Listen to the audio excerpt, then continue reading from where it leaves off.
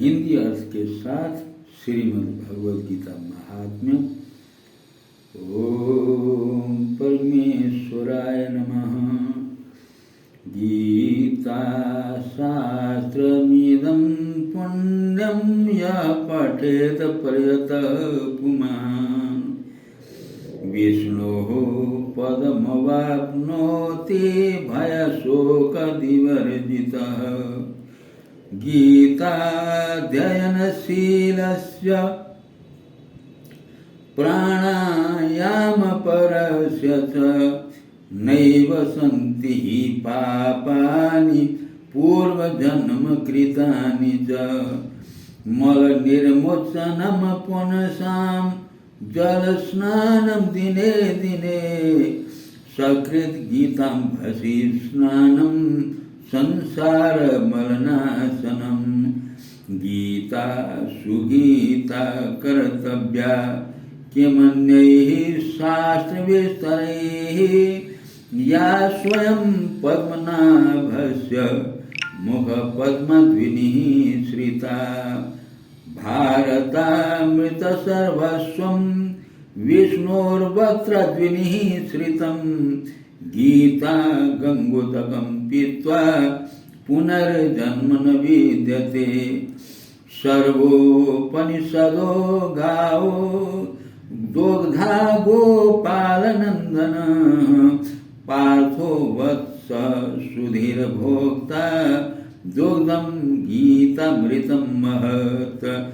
एकं शास्त्रं देवकीपुत्र गीतमेको देवो देवकीपुत्र एव। एको मन्त्रस्तस्य नामानि यानि कर्माप्येकं तस्य देवस्य सेवा। जो मनुष्य शुद्ध चित्त होकर प्रेम पूर्वक इस पवित्र गीता शास्त्र का पाठ करता है वह भय और शोक आदि से रहित होकर विष्णु धाम को प्राप्त कर लेता है।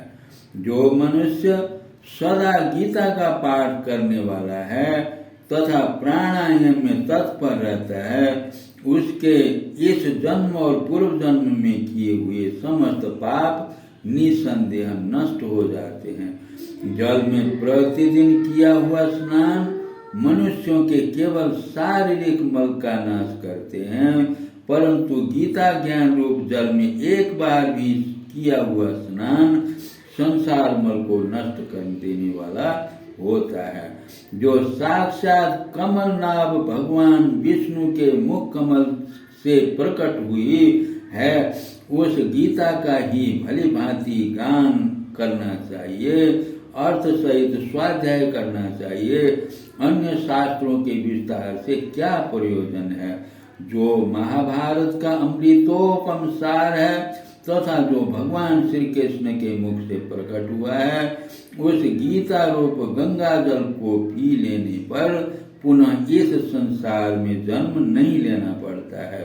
संपूर्ण उपनिषदें गौ के समान हैं। गोपाल नंदन श्री कृष्ण दूने वाले हैं, अर्जुन बछड़ा है तथा महान गीतामृत ही उस गौ का दूध है और शुद्ध बुद्धि वाला श्रेष्ठ मनुष्य ही इसका भोक्ता है।